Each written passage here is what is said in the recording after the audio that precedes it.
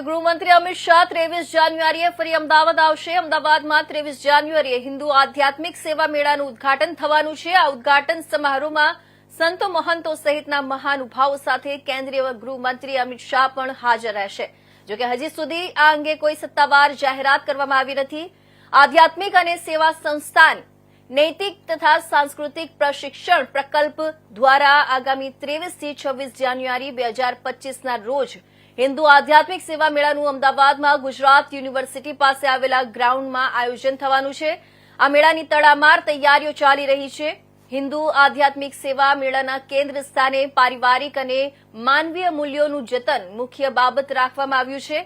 મેળામાં 200 થી વધુ ધાર્મિક અને સામાજિક સેવા કાર્ય સાથે સંકળાયેલી સંસ્થાઓ ભાગ લેશે અને તેમના સેવા કાર્ય પ્રદર્શિત કરશે।